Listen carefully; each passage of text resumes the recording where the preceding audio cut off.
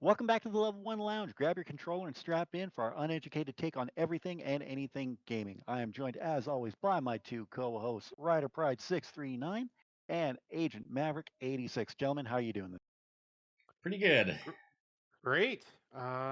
Yeah, looking forward to talking about some gaming news with you guys Yeah, today. A lot to go we- over. absolutely. We've got a lot to go over, so we're going to get into it quickly. But as always, with our shows, we always start out with an opening question for the panel of guests or hosts or whatever you guys are. Friends. There we go. And this week's question, pretty simple one. Well, not so simple if you're Rider Pride, but our question today is, what would be your dream? How did dream single room setup? That's exactly what I thought. Agent Maverick, let's start with So, here's the thing. 2 years ago, we actually moved. One room, as you can see, is dedicated to being my office. This is actually my workspace. I know I've got puzzles and books and stuff here behind me, and a bunch of Funkos and my PlayStation 1 and all of that. But this is an area that I'm in 8 hours a day, and there's a lot of stuff I have on my walls that are quite meaningful. But there's actually a spare room beside me that is completely empty. So me and my other half, we have been discussing, and we are going to be turning that into an entertainment slash gaming den. So I'm going to be getting my dream setup. So as you're aware, I'm very much a console gamer, at least for the next 10 to 15 years before I'm going to have to eventually make that leap over to PC, I think. Um, but that being said, I am going to be looking at getting a nice sectional couch in there and a good TV, and all my consoles are going to be going in there. So I am going to be getting my dream setup. The TV that I got, I Chewy helped pick it out last or earlier this year. I had one that kind of blew out on me a little bit. It's got a lot of use. So I did actually replace it. The TV that I have, it has 120 frames, is able to handle 120 frames per second, and has 4K, all of that. So it's a model of TV that I'm been very happy with.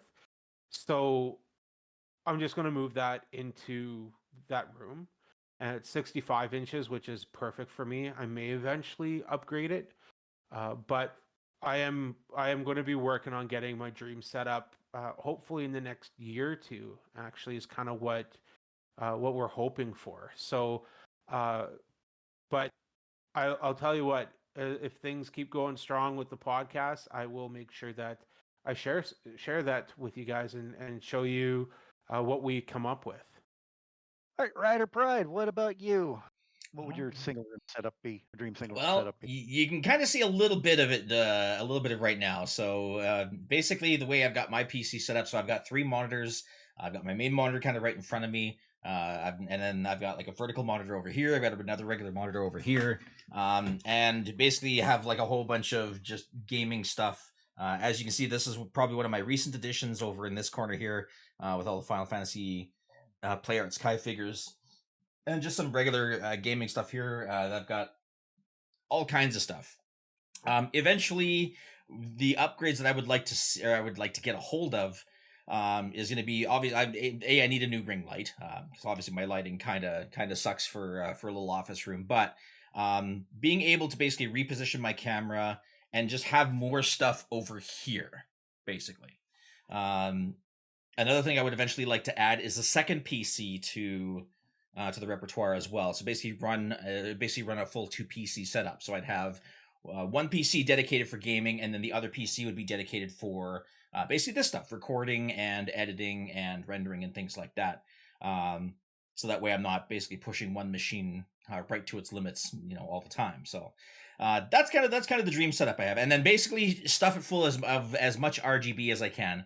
Obviously, we know normally this chair would be glowing. Unfortunately, it kind of died out. So This will eventually get replaced. Hopefully around my birthday. We'll see what happens.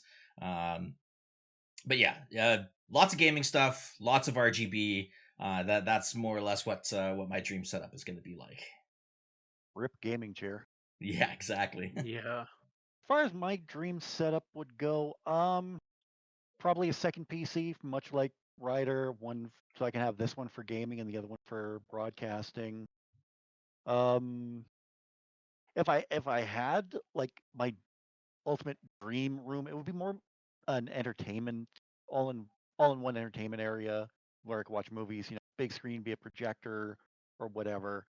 Um, whole Not a whole bunch, but maybe like a few retro consoles, definitely something top of the line, new as far as consoles go, PS5, I would imagine.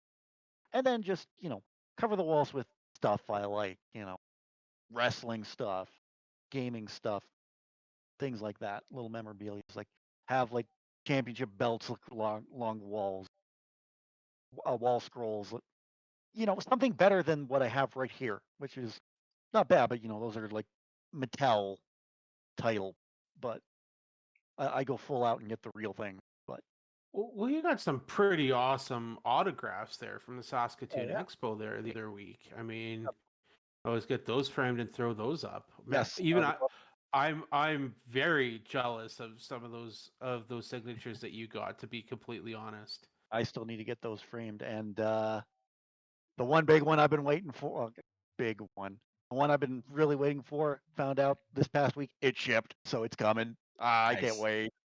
Nice.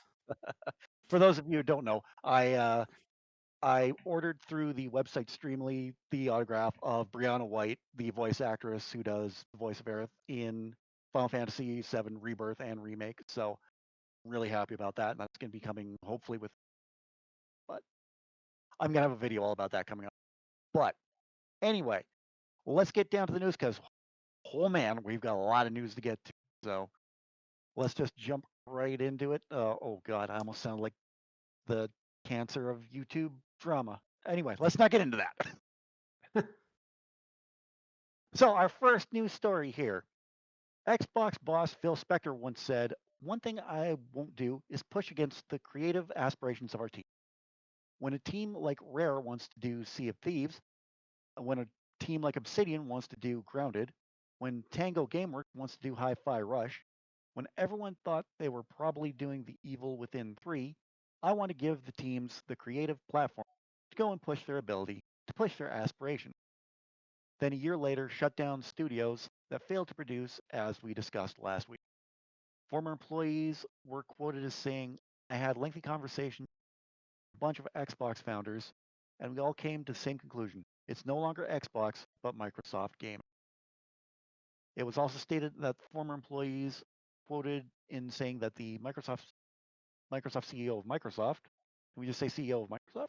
Yeah, I mistyped that. Sorry. That's okay. I should have Put caught it that. together in a rush. Yep.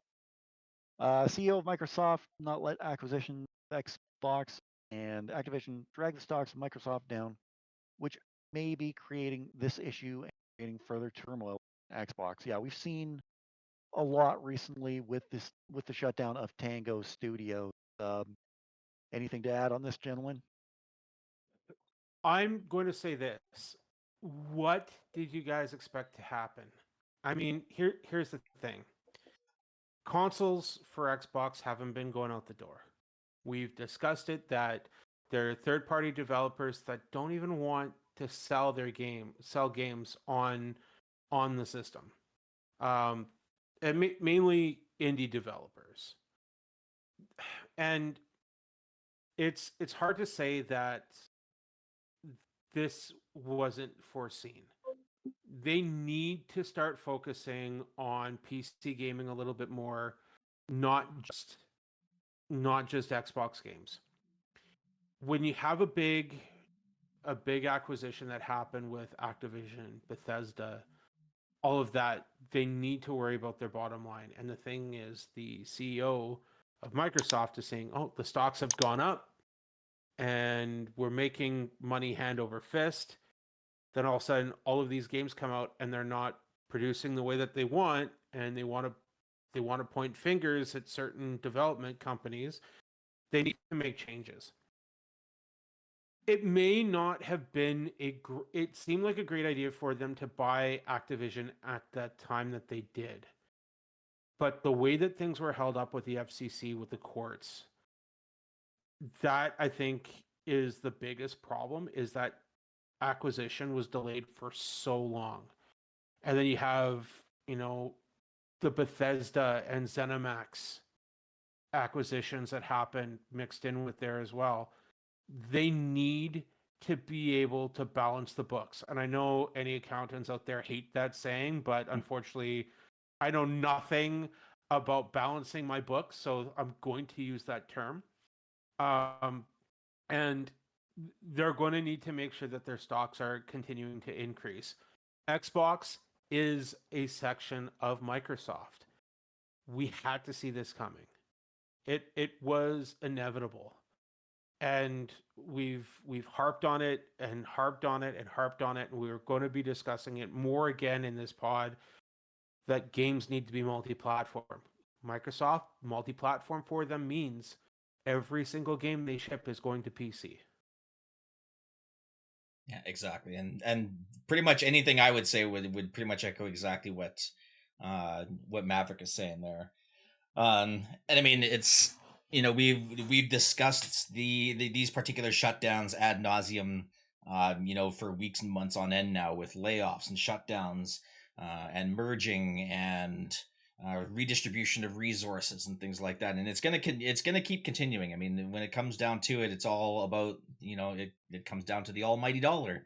If it's not, if it's not making money, they're either going to cut it or move it, or what have you. So I mean, yeah, I had a feeling that this was going to be happening when even without the whole delay over in the EU with the acquisition of Activision. Even without that, I still thought that something like this was going to be coming down the pipeline anyway. So It's heartbreaking. It's just heartbreaking when the developers have succeeded with the games.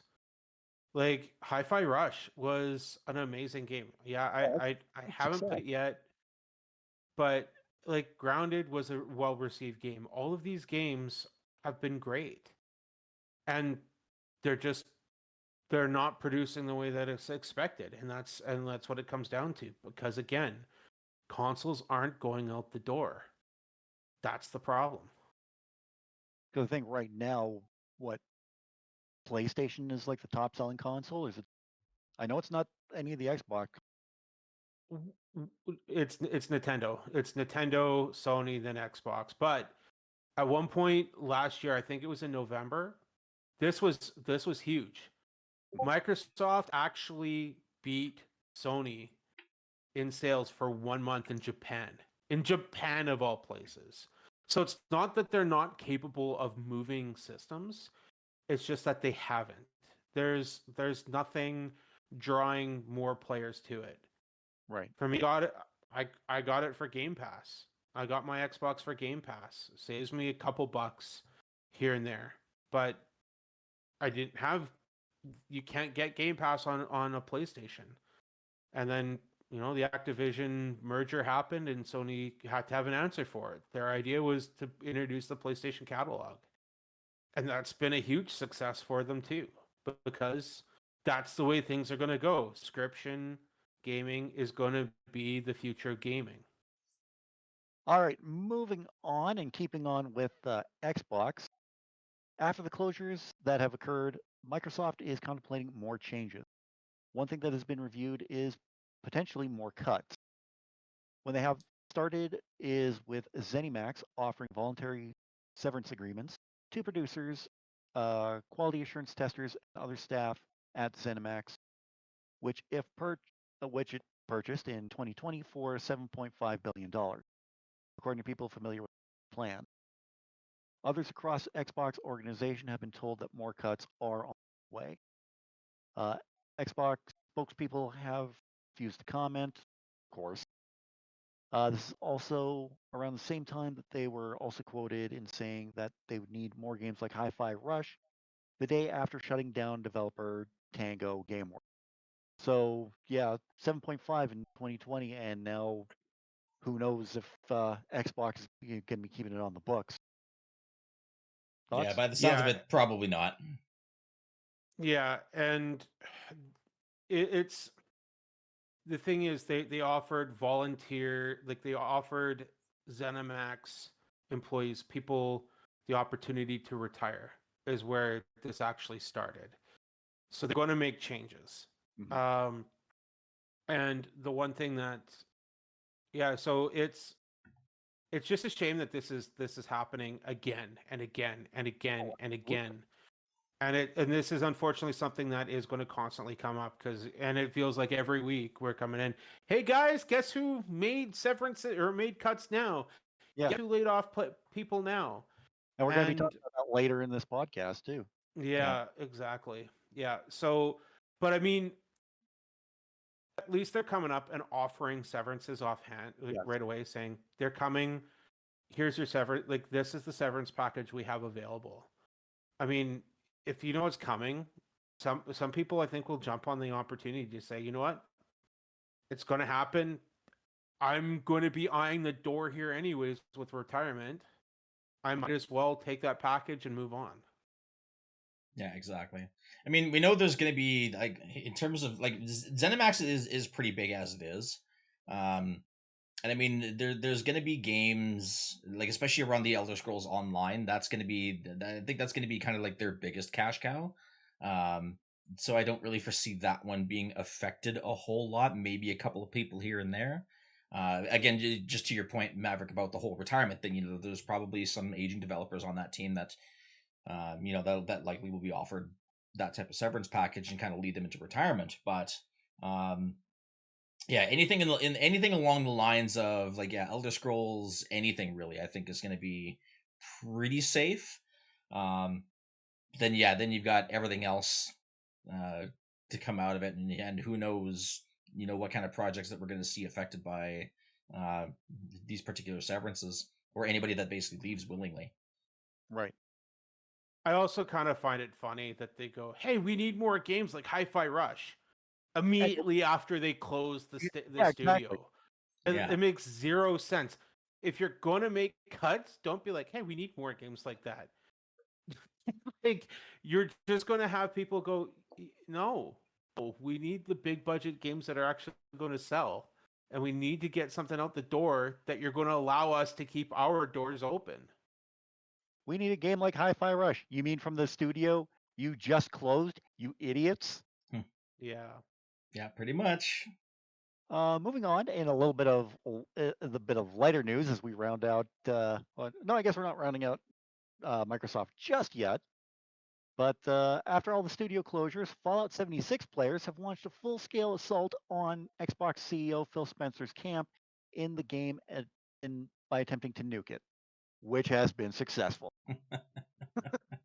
I mean, I guess if they're attempting to nuke his camp in Fallout 76, as long as they're not attempting to nuke his home in real life, Yeah, Yeah.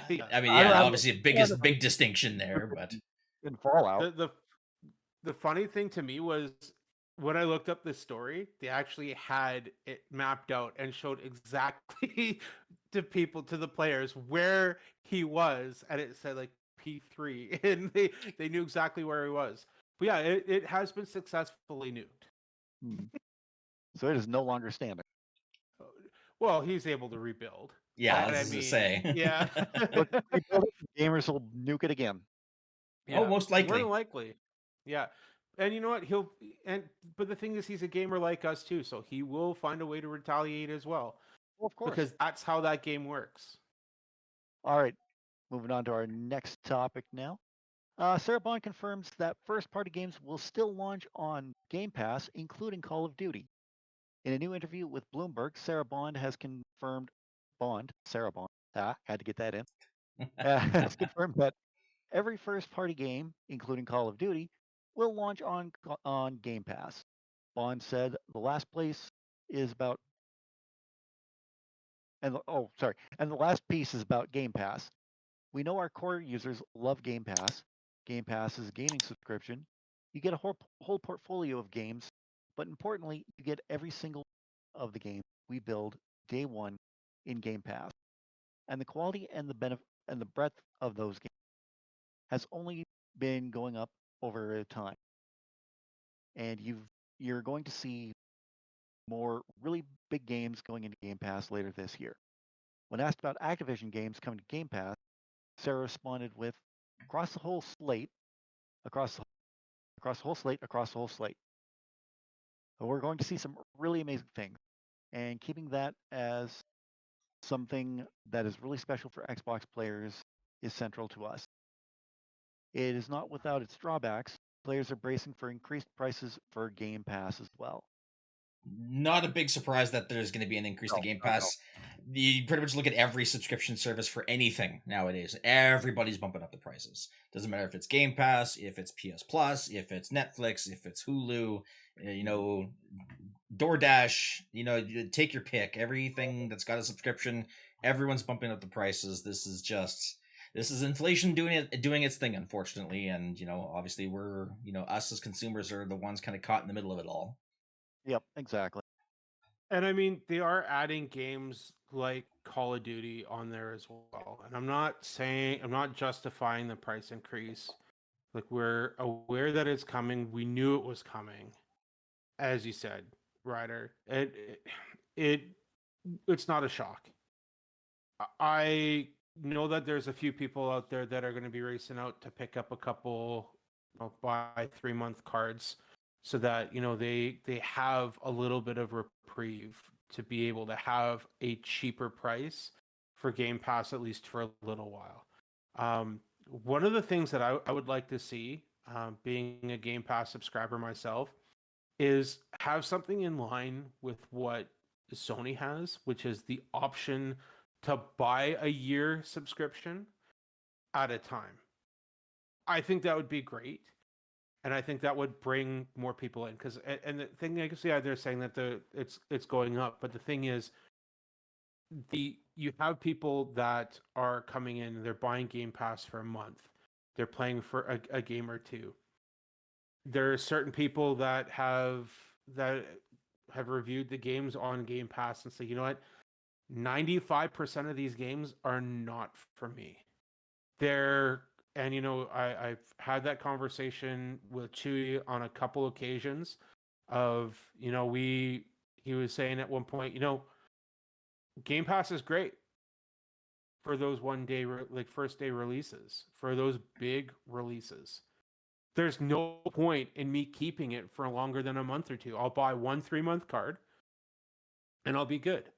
But for me, I like to be, now that everything's kind of looped in with Game Pass and there's no more Xbox Live anymore, you need Game Pass Core at least to be able to play online. So for me, it's no brainer to just pay the little bit extra to have Game Pass Ultimate. I need to be able to jump on it and use it a little bit more, but Sony keeps dropping games that I'm really enjoying. So it's hard for me to put my Sony controller down and jump over to Xbox. But that being said, I'm going to be keeping Game Pass Ultimate, the access that they have. But the thing is, now that I've got my Xbox, I'm a loyal subscriber, I'm not going to be able to add any more value than the one subscription I have. People that want Xboxes have them. They have the subscriptions already. They need to bring in more content. They need these larger games to be able to bring more people in. I'm happy that they're going to be bringing in Call of Duty. And for the first time in years, I'm not going to have to pay for it. I'm paying for it with a subscription, sure, but I'm not going to be spending $90 on it. I just hope that when that game comes around, they say, oh, you have Call of Duty. We have Call of Duty for you to play right now with your subscription. Now we have all of these other games. Stick around, play these ones a little bit more too. Yeah, I agree with that. I think that's the direction they're hoping to go. Well, and I mean, it'll be great for Xbox users, to be able to kill 2.5 hours of time, but Wow. I will never let that joke die. Wow. But I Got a mean, regular. yeah, I mean, That's you, up you here. you pretty much hit it right on the head. Yeah, it's bringing all these major titles on day one on a subscription service. I think is going to be the way. It's going to have to be the way to go moving forward, especially once now that subscription services are becoming kind of a mainstream thing. And I'm not talking about just gaming either. We're talking about for movies and food and what have you. So yeah, so keeping it or so having Game Pass readily available with all the games that people want right from day one, I think is going to be that's going to be the way moving forward. I think and Microsoft is going to be setting a really really good example with that. PlayStation is eventually going to have to do the same thing, where their big name games are going to have to be on PlayStation Plus sooner rather than later. Um, whether that be for plus premium, whichever subscription service they have to throw it on to get it, probably have to be on the top tier if anything, just to get people to pay for that highest tier gaming. But we'll kind of see I how will that say goes. this though, I don't think Sony, like, I think Sony's made the step in the right direction when it comes to their subscription.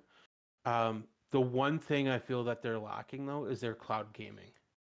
Right. And as much as, like, I want to go back and I want to replay God of War 1, God of War 2, God of War Ascension, which is, that one wasn't great, but I still want to be able to jump into them.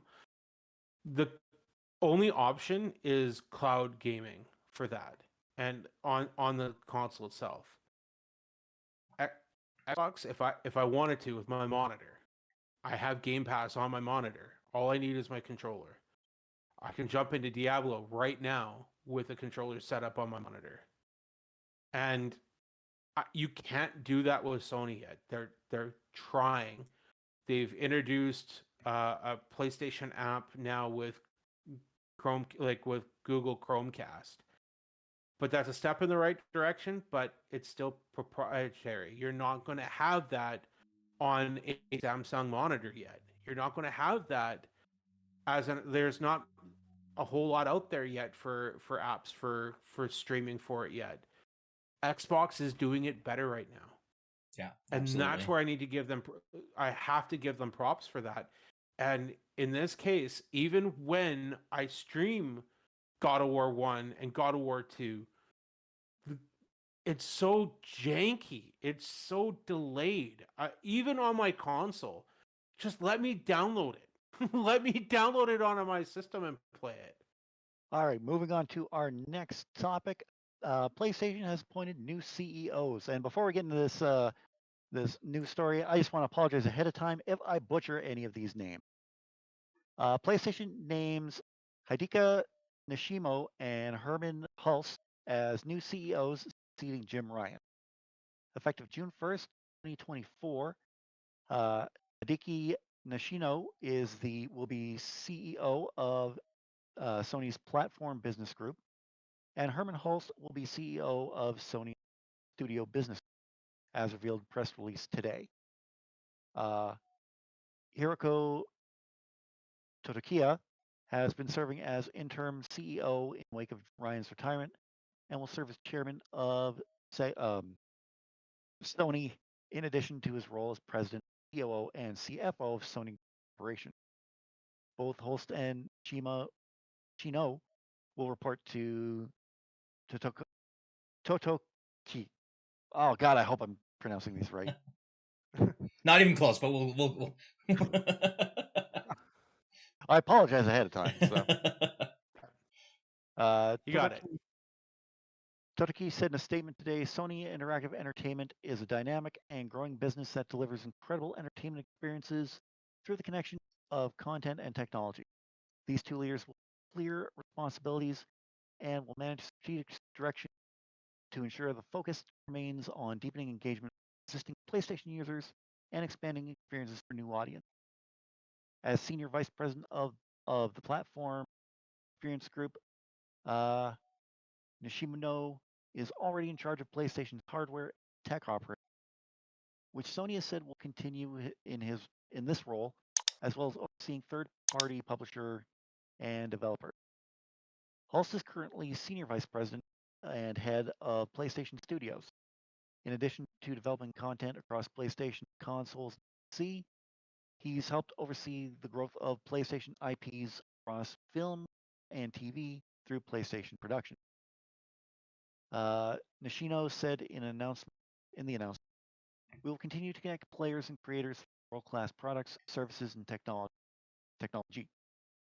We always strive to grow our community even bigger, innovation in every area at Sony. I am honored to be appointed to such a role alongside Herman. By working closely together, we will be positioned to build incredible experience for ever expanding audience now and in. Hulst quoted, I'm thrilled to lead Studio Business Group and continue to build on our success with PlayStation 5 while preparing for the future. 6. The video game industry is one of the largest entertainment industries and has been built on the marriage of content and technology. And I look forward to continuing to push the boundaries to play and entertainment. Sounds like a good deal for PlayStation, Sony as a whole, having two new execs in charge. But your thoughts? So here's my thoughts.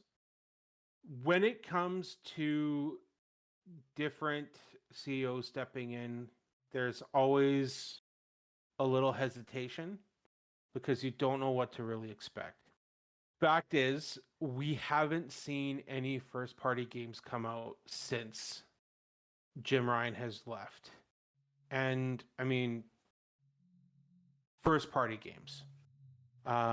In regards to the hardware development, it's great to see that he's going to continue doing that role. I am positive we will be getting a PlayStation 5 Pro announcement with the state of play. That's my prediction. Please don't crucify me in the comments. Do it. You know what? Honestly, I'll rant about it, and then I'm sure Ryder will be saying, "Hey, get off the cross, bud. We need the wood." Yeah. But honestly, under the circumstances, I'm optimistic, but I want to see how things go first. They have a great foundation. Jim Ryan has been in this role for a while. To have the role split might make things better, to have different perspectives. I hope it's the right move is what I'm going to say. I'm excited to see what they're going to end up doing. But we're watching you. Yeah, exactly. Yeah, no, I agree with that too. I'm kind of in a wait and see kind of holding formation, just to kind of see where they go with this. We probably won't see any of the real effects for it for probably about another, I'd say, 6 to 8 months. So I mean, generally anything that we're gonna see at Sony's upcoming state of play, whenever that happens to be, is stuff that's already gonna be that's already been in the works, basically. So I don't know if we'll really see either. What was the names? Looks like Hideki Nishino and Herman Hulst. Yeah, so we really probably won't see their fingerprints on anything for quite some time yet. Maybe we might see like an early, like a quick development type of app, or not. Jeez Louise, sorry, I'm speaking in IT terms here. We might see like a quick turnaround on a new game or something, but it might be something more indie related. That maybe they've had some kind of influence on in terms of releases. But I think in terms of like all the major stuff, yeah, we're not going to see any of their handiwork or any of their fingerprints on anything major for, I'd say, like at least another 6 to 8 months. I'm going to say you're probably looking at maybe a year or two before we see it. Is what I'm going to say, because games don't take a short amount of time to make. No, they don't. And the development cycle is a long development cycle. So I would say you're probably looking at years before we actually see the impact and fallout from that. But I agree. Minimum, you're right, minimum 6 to 8 months. But the thing is, we don't know. We're going to end up watching maybe more layoffs with them too, and them making those decisions going forward too. And we're going to be sitting here again in another month or two. Like, Yeah, it Goddamn seems to be the Sony going laying more theme for the people year. off. Yeah. It seems, Yeah, it's bad. and we're just about to get into a little more of that with our next topic. It shouldn't be a surprise, as we've said on this pod over and over again, exclusivity is killing the developers. So, with that, sounds like Square Enix may have finally learned a valuable lesson. Square Enix is going aggressively multi platform after a string of PS5 exclusives. Square Enix has revealed a new business plan titled Square Enix Reboots and Awakens. Doesn't mean reboot as in rebooting games, they're rebooting their business strategy. That will see the publisher aggressively pursue a multi platform strategy for biggest games across Nintendo, Xbox, PlayStation, and Windows PC. This move comes after Final Fantasy 16 and Final Fantasy 7 Rebirth under financially. Square Enix acknowledges for that low profitability in what it calls the HD games segment, meaning minimum big budget games for console systems PC, which is an alarming thing to say about financial year these two juggernaut companies famous franchise were released. We also need to add that Square Enix is set or has made unconfirmed number of layoffs as part of ongoing company structure. In told staff, it told staff in the same meeting discussing the future of their game, and that layoff affects uh, workers in the U.S. and the scale of layoffs was shared, but staff were told that people working in publishing, IT, and Square Enix's collective indie games division will be predominantly affected. We've said it time and time again, exclusivity is just doing a bad number on gaming, and it looks like Square Enix has finally gotten the picture. But I have some things to say about it myself, but I'll let you two talk about it a little bit here. First of all, on the exclusivity cause, Yeah. about damn time. Yep, About damn time. I will say Final Fantasy 7 re whatever part 3 of 7 I think still will be a PlayStation exclusive, I was just about but I to say think that will be the but that's because I believe that Sony paid for all of it up front. that's I was But Yeah. getting the exact same thing. but with everything else, I am happy to hear this. But I need to say this again. Square, you need to lower your expectations when it comes to sales. Yep. You're talking about like they're saying, oh well, we're comparing it to Final Fantasy VII Remake, for an example, for Rebirth. That's horrible, a horrible decision, and the reason being is because there were more PlayStation 4s in people's living rooms compared to PlayStation 5s. And now, PlayStation 5s, there's not as many out there. There's not as many out there in the wild. And it was a PlayStation 5 exclusive. So they don't have the PlayStation 4 to lean on for sales. You cannot make that comparison. And it was a horrible decision to be like, oh, we sold 100 million copies of Remake. We're going to sell 100 more copies of Rebirth. You need to get it on PC as quickly as you can. Yep. Get it on PC, get it on Xbox. Work with Sony to be able to do that, and your numbers will go up. Them sitting back and saying, yeah, we'll just work exclusively with Sony was a terrible idea. Terrible idea.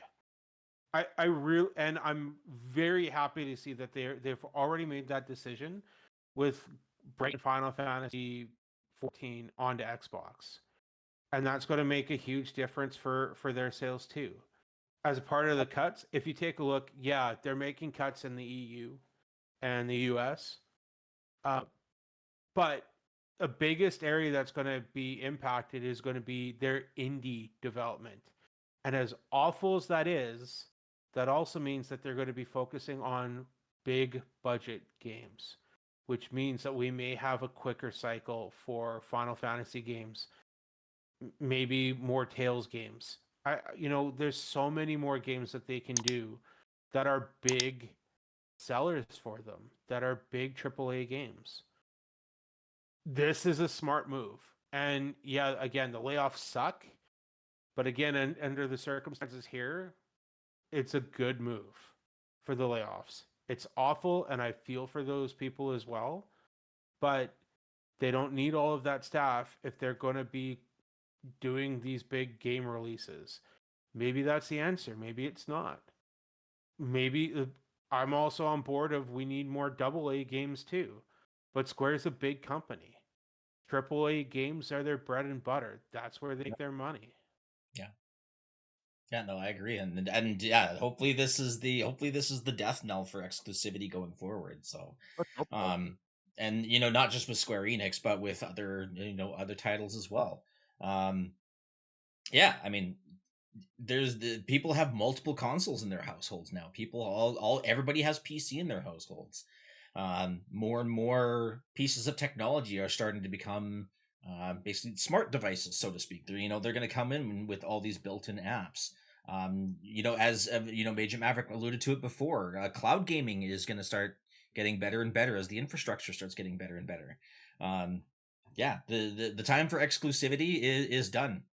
If these companies want to be making numbers, and that because we've said it time and time again, we keep reading all these articles that this particular game sales numbers are down. This particular game sales numbers are down because they're releasing on one system. They're not releasing on everything. I mean, obviously there's certain games that you can't do on all systems. Like, say for example, you can't really do like Call of Duty Warzone on a Nintendo Switch. The hardware just doesn't match, unfortunately. That's that's just the way it is. But I will say they still need to have their system sellers. They still have to have a reason for people to buy their systems.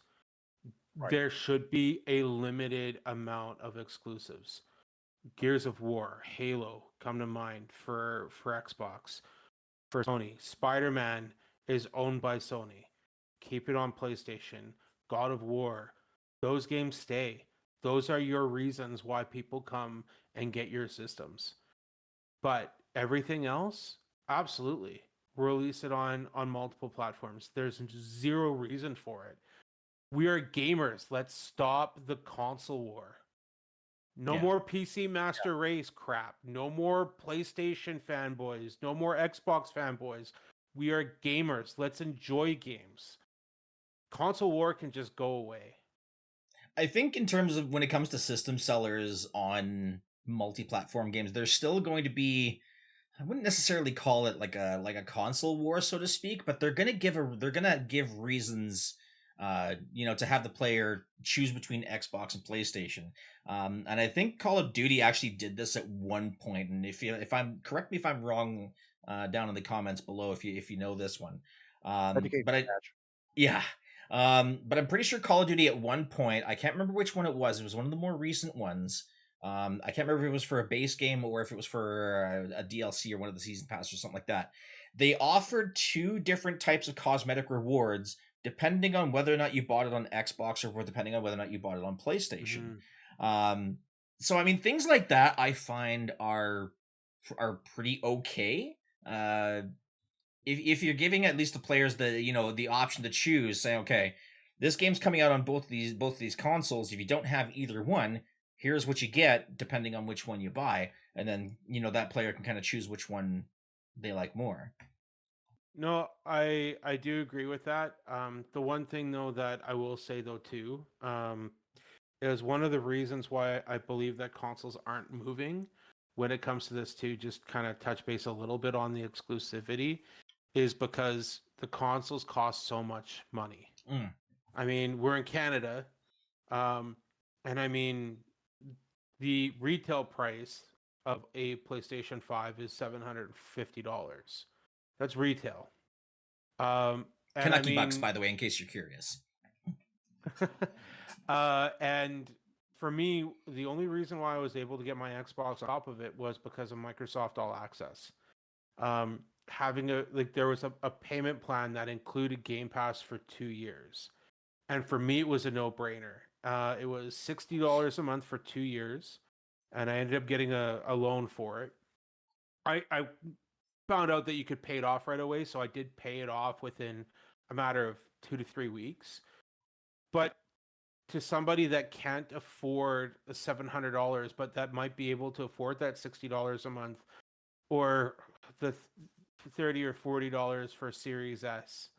That's a saving grace for a lot of people, and I think that may have brought more people to Xbox in that case.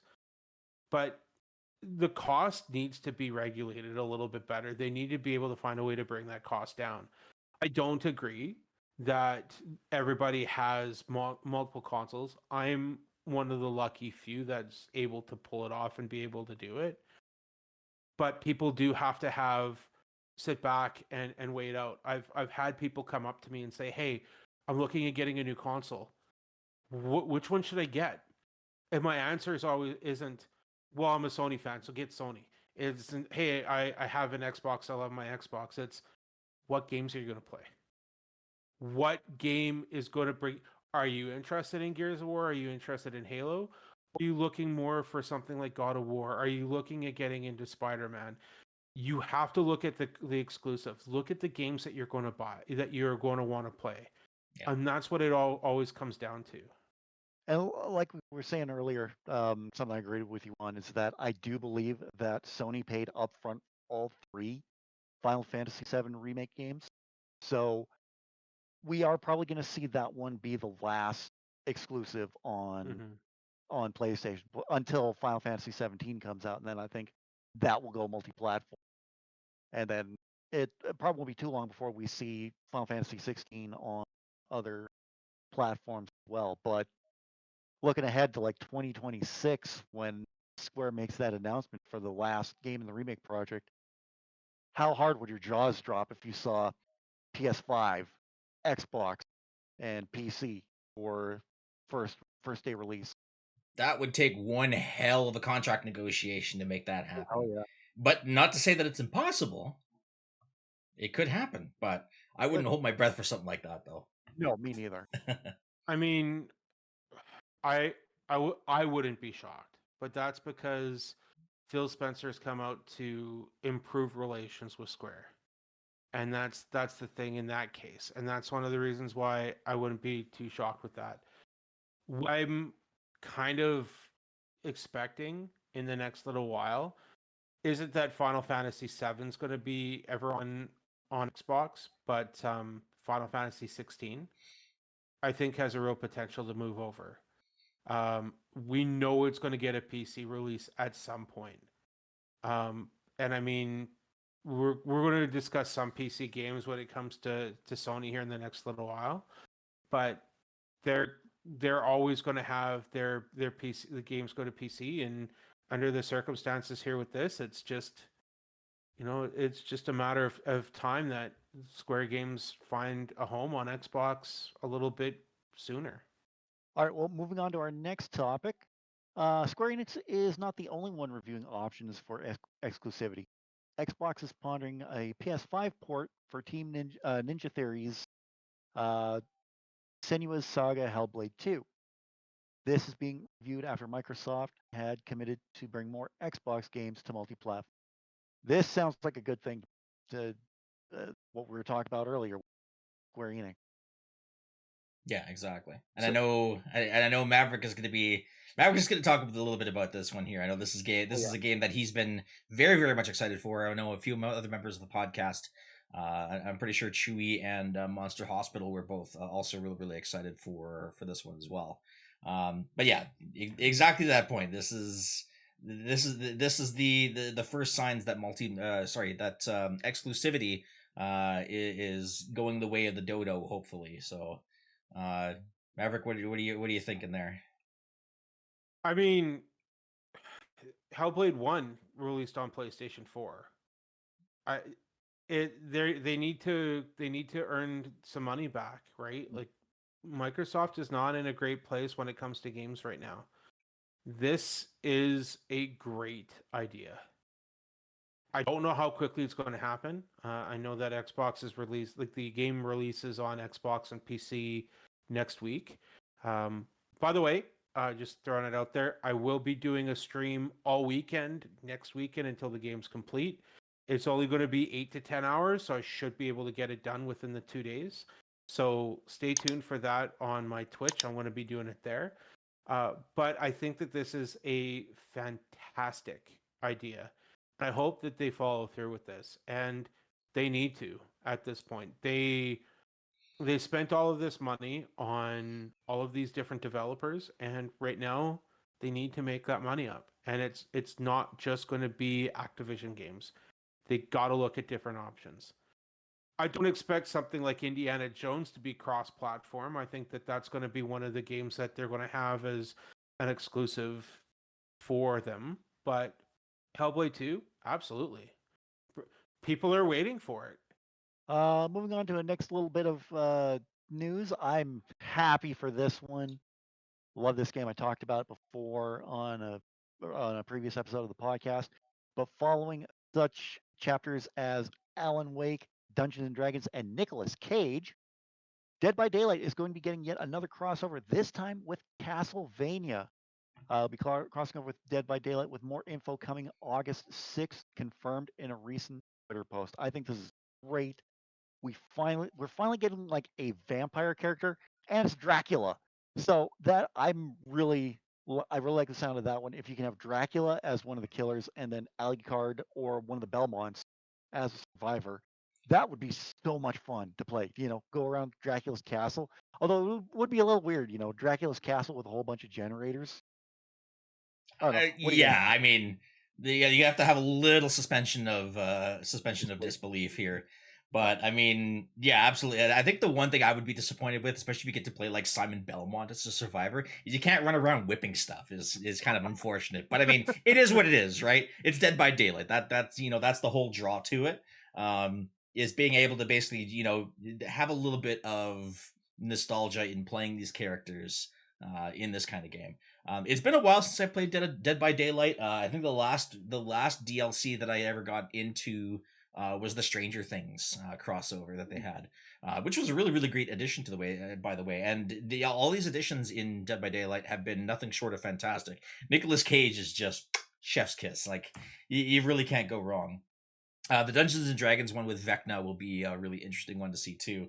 But yeah, no, seeing Castlevania, this one kind of sparks my interest a little bit more, and I may want to, I might have to look into getting back into some Dead by Daylight's games again.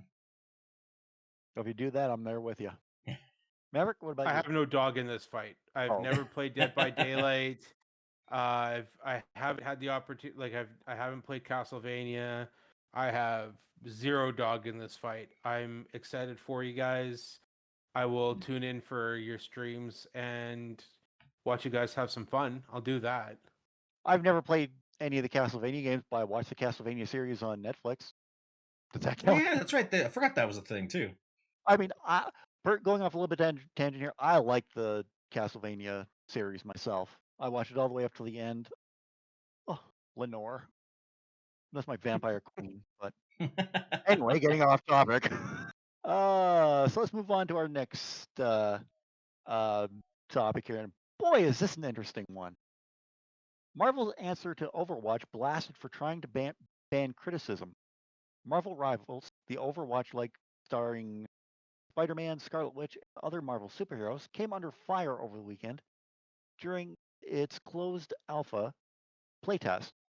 After reading through developer NetEase's contract for access to the playtest, streamers noted that section that precludes them from speaking negatively about the game. The blowback, the blowback was loud enough that NetEase had to put out a statement. Dear Marvel Rivals players, today is the third day of the closed alpha test. We are truly grateful for all the love and support from the community. We would like to take this opportunity to address the concerns we've seen regarding the agreement terms of content creator programs, and above all, would like to apologize for the unpleasant experience or doubts caused by the miscommunication of these terms. The content creator program is a small-scale project that aims to aid the production of incredible content by supporting creators through giving them more resources. We actively encourage creators to share their honest suggestions and criticisms as they play.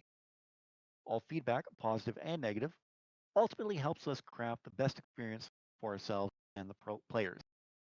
We sincerely apologize for the confusion, suspicion, and frustration caused by these excessively restricted terms, and thank you for sharing.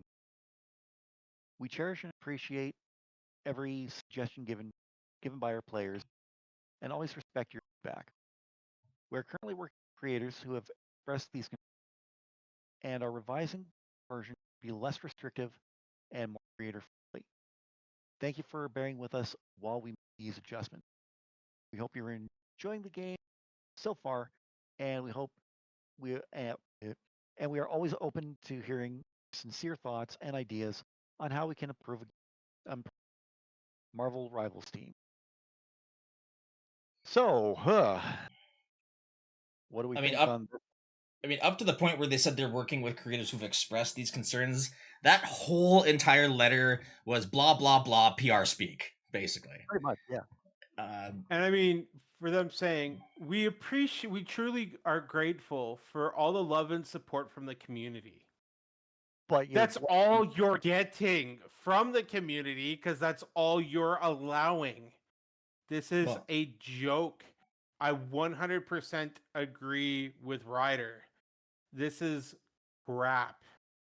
And I mean, under the circumstances, you're talking about making improvements, yet you're banning negative reviews. yeah.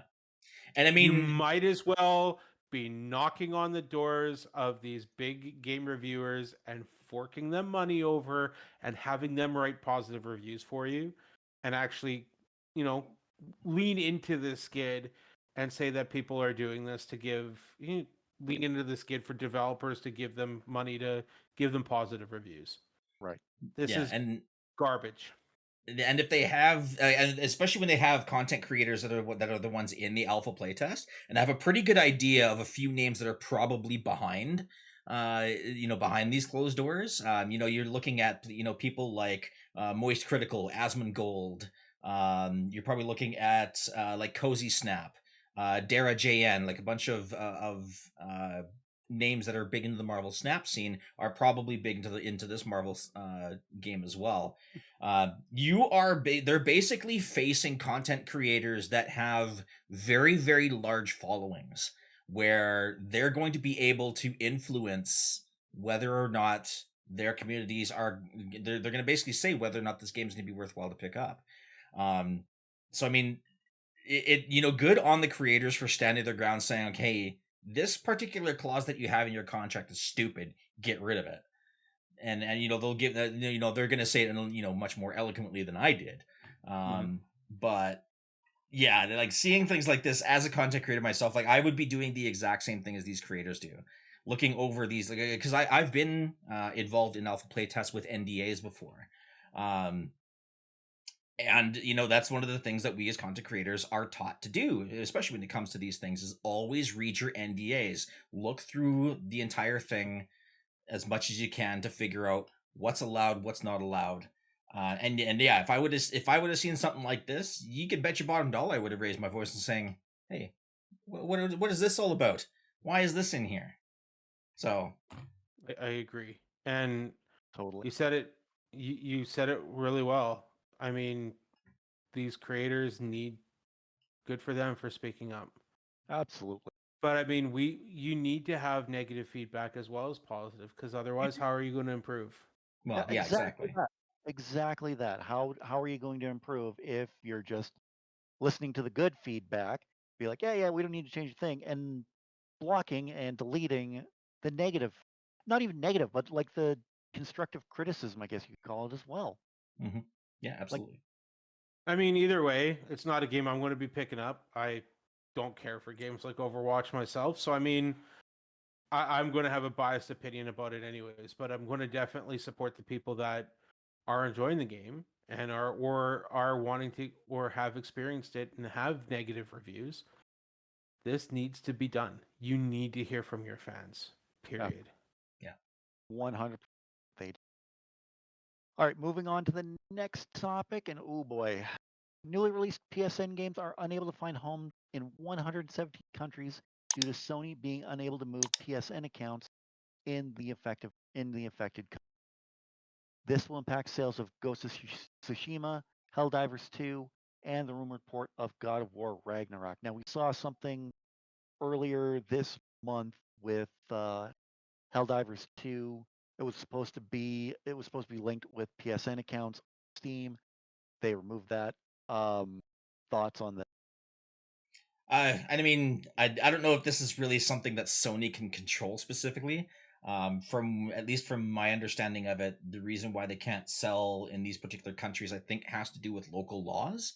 I'm not 100% certain on what's holding them back from there, but yeah, it really sucks that 117 countries out of I don't even remember how many countries there were in the world at last count, but that's a really good chunk of the world's population not being able to play.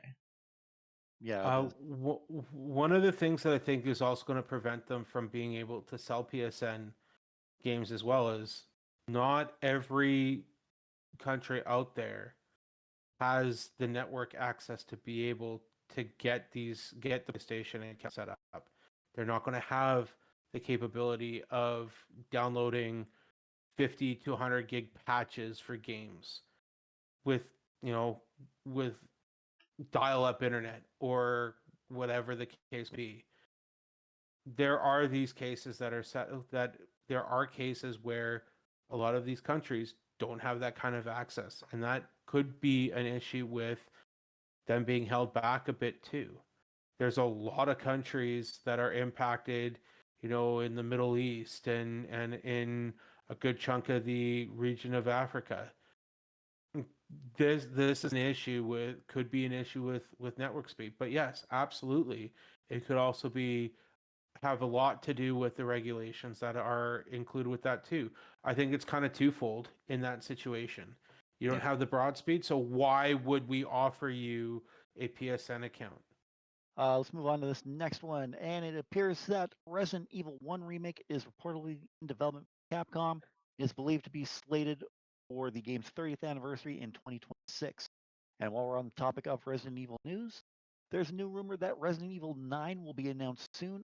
It is being claimed that Leon Kennedy will be returning as the main protagonist of the game. So I know Maverick wants to talk about this one, Oh, so have at it. I'm super excited. Here's the thing. I've got over my history with Resident Evil. This is a series that I just recently got into within the last 5 years. And I am in love with this series. I am very excited to see and hear that Ryder is taking part of the Maverick Challenge and playing RE2 at some point in time on his stream. For those that are playing the home game that haven't heard, I have issued a challenge to everybody that's involved with our podcast to try games, and myself included, try games that are outside of our comfort zone. As I've said before, we're all gamers, and it's a great experience to get involved in games that are outside of your comfort zone to push your limits a little bit more, which is one of the reasons why I suggested it and why I'm trying to break out of my comfort zone a little bit as well. But um, I digress. Resident Evil 1, I tried playing it, the remastered version of it. I can't do the fixed camera. I know it's such a loved game that That was walk my into major the issue room and the playing. camera's up in the corner. I can't do it. Yeah. And I want to understand people's love for Chris Redfield. I want to understand people's love more for Jill Valentine. I played 3. Jill was a fantastic character in 3, but Chris in the series, if you're not familiar with him, he's the one that knows everything to do with anything related to the undead and these creatures that are out there. And to get a little bit more of where his origins took place is exciting. Resident Evil 9, I was really curious on which direction they were going to go. They wrapped up Ethan's story so well that I didn't know what was going to end up happening. So for them to bring Leon back, to me, is exciting. Chris is everyone's favorite. Leon is mine at this point, but that's because I haven't had a ton of experience with Chris yet. So to see Leon making a return to form in this series is very exciting. And I'm wondering how they're going to tie Ada Wong into it as well, because she, of course, has a lot of interaction and a lot to do with Leon's backstory. So I'm very curious on what direction they go. I'm kind of relieved they're not bringing Rose in. For I kind of touched base a little bit with her story last week, that she was the baby that was chopped up in Village and Right. reassembled and brought. She was a teenager at the end of the game, and just the idea of her powers and everything that's kind of connected to her, and it didn't make a lot of sense, because you're trying to be a survivor in this series. Not that Rose isn't, but I feel that she's got an unfair advantage.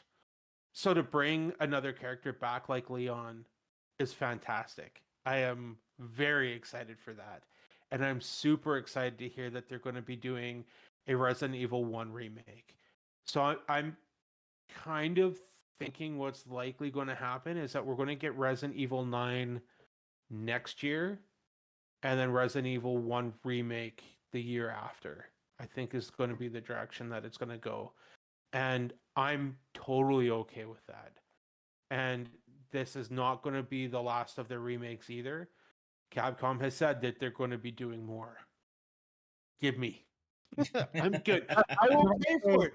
Give me. Yes.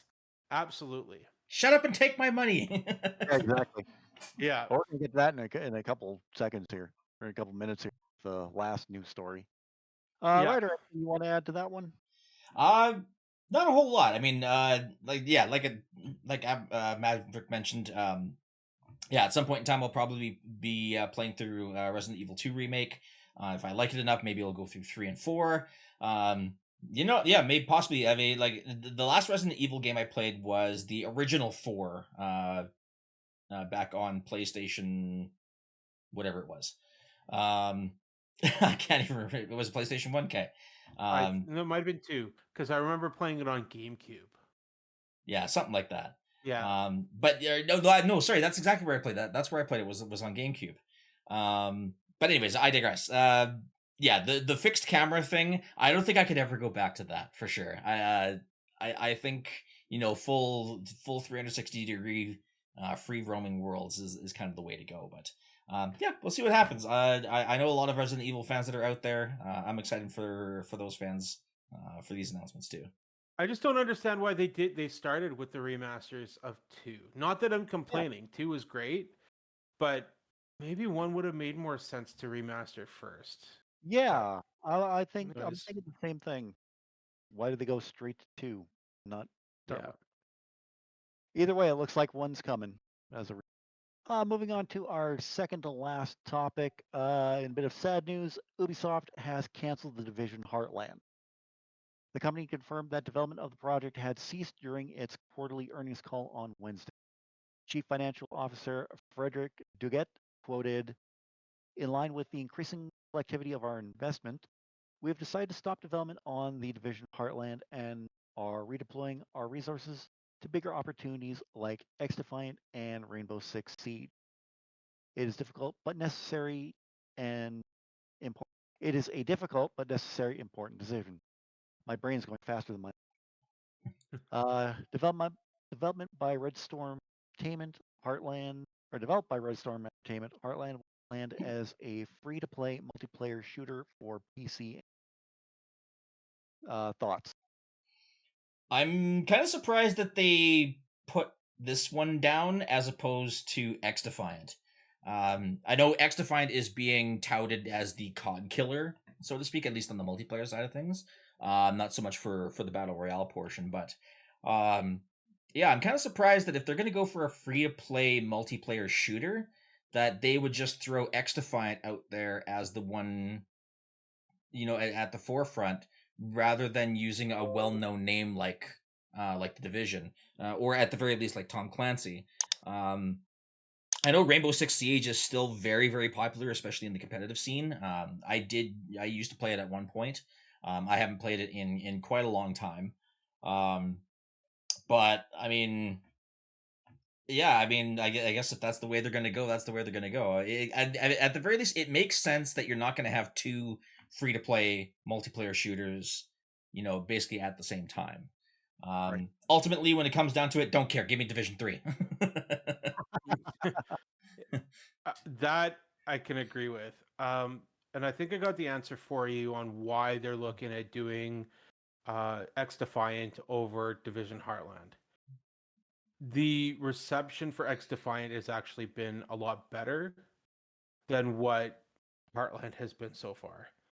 X Defiant was a little bit further into the development cycle than what Heartland is. X Defiant is expected out this year, and it is a perfect answer to Warzone. We're talking about Call of Duty that it's a franchise that has basically got a death grip on first person shooters, and there has been a lot of hype for X Defiant. There's quite a few people that I've spoken to that are excited for this. Um, and I think it makes perfect sense. And the reason being is X Defiant's going to be free to play. They know that they're working on a Division 3. That's the other side of this too. They know that we all know Division 3 is coming. You're going to sell more copies with Division 3 and focusing on that development and getting that out the door compared to, you know, continuing to work on the side project of Division and letting X Defiant continue to go. Okay, and in our last bit of Ubisoft announces um, Assassin's Creed Shadow, cost receiving backlash, pushing X of Ubisoft plus yet again. Mav, you you pre-ordered the I threw game. this in here last minute. Yeah, I threw this in here last minute because, of course, here's the here's the thing. I am a massive Assassin's Creed fan. I have played the majority of the games. There are a few that I haven't played, like Assassin's Creed Rogue. I haven't played Unity to the fullest because when I played it, it was day one, and that thing was broken. Was awful, like missing and melting faces, bad. Um, and there's a multiplayer aspect they added that just didn't make sense. But I digress. I am very excited for this game. This is being done by the same company that, or same section of Ubisoft that focused on Assassin's Creed Odyssey. So this map is going to be huge, and it's going to be yet another overwhelming map, basically an overwhelming game, I think, for players. And it's kind of a shame that they're going that far again. But from what I see, the game is going to be interesting to play. You're going to have two different players. You're going to have one that's specialized just for combat. That's Samurai, and in fact, he is the first historic character that they're actually bringing in that you can play as. That's an actual playable character. For those that are not overly familiar, Assassin's Creed has always had historic characters that you interact with and historic events, but you never play as a historical character in the game. So this is the first time that they're ever doing that. And then of course they have a playable character that's focused on stealth. There hasn't been any gameplay for this yet, and we know that we're going to be seeing some at Ubisoft Forward. The issue that people have is the cost of these games yet again. Now, I want to talk in Canadian dollars here. The Kanaki standard bucks. edition, yeah, the standard edition is $89.99 in Canada. The Which gold is, edition is standard. yeah. Um, the gold edition is $144.99. That is the edition that I paid. I'll kind of go over that here in a minute. The Ultimate Edition is $169.99. The Ultimate Edition is also going to be available with Ubisoft Plus. And this is where a lot of people, I think, are realizing, that there's a massive push for Ubisoft subscription. We've gone over this a lot today, that subscription is the future of games. Ubisoft wants to get their hands in on this. Now, I get why people are upset about these costs yet again. And Ubisoft has always had these types of costs. I would argue with that. And the reason why I went with the gold edition is the ultimate pack, it's always a little extra cosmetic or soundtrack or whatever that's included. Interesting, not worth an extra $20 in my mind. There's going to be a mission that's available for people that have pre-ordered right off the jump, especially with the gold edition and the ultimate edition. The reason why I keep going with the gold editions is because the DLC content. I'm going to eventually get the DLCs anyways. You might as well just take my money now, get it over with, rip the band-aid off, and I'll play the DLCs. And we do have 3 days access. So the gold edition, the ultimate edition, both have 3 days early access. So anybody that buys these editions will have access to it on November 12th. They have said that they have made some changes in regards to the game. Monster was making fun of this all day today, that this is the first Assassin's Creed game you can go prone. Oh my God, it's revolutionary. You can lie down in a bush.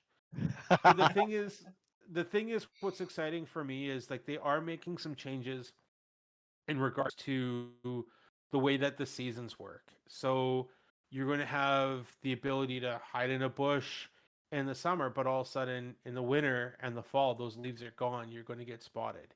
You're going to need to come up with a different approach depending on what time of year you're making your approach and you're doing these missions. And you're going to need to recalculate of what character is going to be best to use and switch to. It would have been nice to have an option for multiplayer in this situation. I would have loved to see it with Spider-Man 2, for an example. One person playing Miles, one person playing Peter. And it would have been nice to have something like that here too. But unfortunately, that's not the case for this. I'm excited for this game. Fans have been pushing for the Japanese storyline for a long time. And it's going to be a little bit more in line around the same time as Assassin's Creed 3, I believe. Maybe a little bit earlier. I think heard mid 1800s to early 1900s ish. I'll have to get confirmation on that. Maybe do an educational patch. But the direction that this game is going to be going, it sounds like it's going to be going. I am excited for it. But with the prices, what do you expect? Is what I'm going to say to people. You're getting the extra content with those prices. You don't want to pay for the gold edition? Don't. You have the option to, with the Ubisoft Plus, to pay for a month, play the game, and then cancel the subscription if it's a big deal for you. And that's the thing that they are going to be continuing to push, because again, subscriptions are the future. Yeah, I agree. And honestly, if I'm curious enough to give this game a look, I've never really played anything from the Assassin's Creed series. It's just never really been my thing. I think I tried I got a free game from Twitch Prime. That was one of the Assassin's Creed games. So I mean, I tried it for a little bit. I couldn't really get into it, but this one I might give it a little bit more of a look, because as Rob very well knows, both he and I always had this. We have a big fascination when it comes to the Japanese and samurai cultures. So if I do go this route for the game, chances are pretty good it's likely going to be through Ubisoft Plus. I can't justify paying $145 or $170 for a game that I might not like. So at the very least, $20, it'll give me a chance to play the game. I may not like it. If that's the case, cool. I've only wasted a couple of days. I've still got the rest of the month to browse through Ubisoft's catalog and find another game that I might like. Who knows? We'll see what Yeah. happens. But um, yeah, exactly that point. The subscription model is going to be the way to go going forward. I don't know how they handle it, especially when it comes to things like this. Hopefully they keep it to this method where if you get the subscription, you just get the maximum version of the game with your subscription. Done deal. No having to try and guess or pay for various tiers of subscription models or anything like that. Just make it one and done. That should be the way to go. So the reason why I paid for the game rather than going the subscription route or because you're a going the sucker. subscription route. There's that. Clearly, it may have been an unwise decision to pre-order it. Yes, I pre-order basically all my games, but in this case, it's more of I have enough subscriptions and I do replay my games. Assassin's Creed games are not short games either. And this is the DLCs that are coming out. They're not going to be instantaneous. They're not going to be out day one. They're going to be spread over a year, maybe a year and a half, like at least a year, if not 6 months. So you're going to continue to pay for that subscription, and if you enjoy it, you're going to get that subscription again.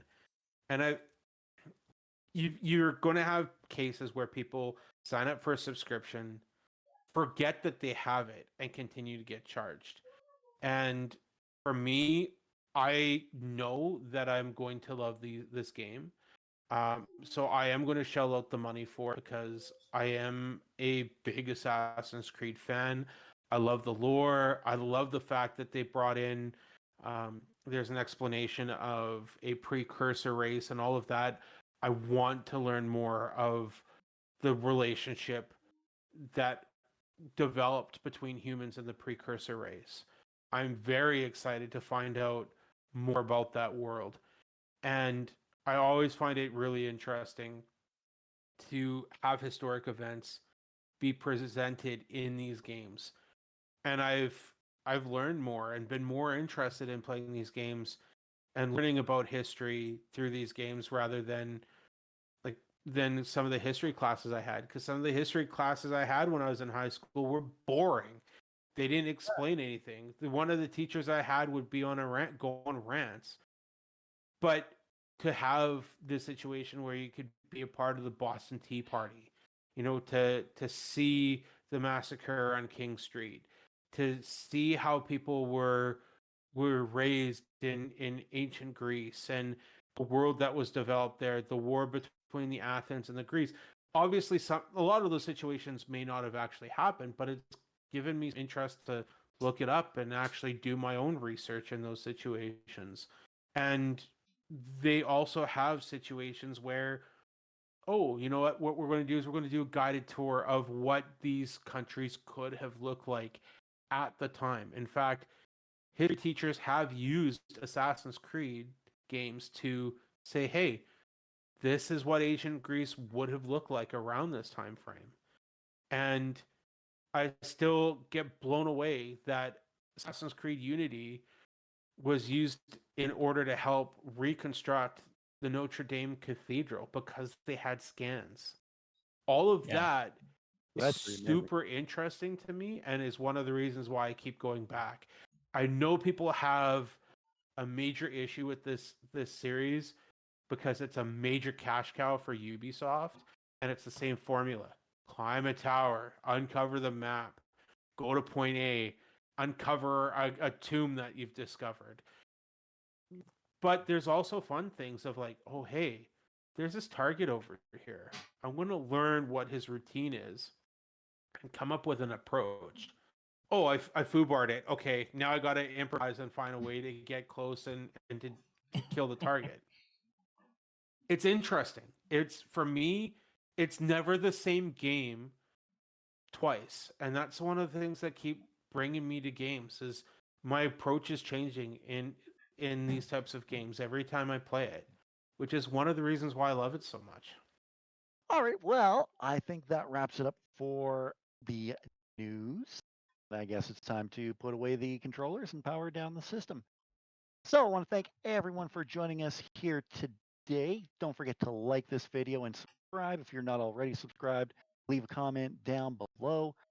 Down below in the comment, not in the comment section, in the description, you're going to see all of our social media down there. Ryder, where can we find you?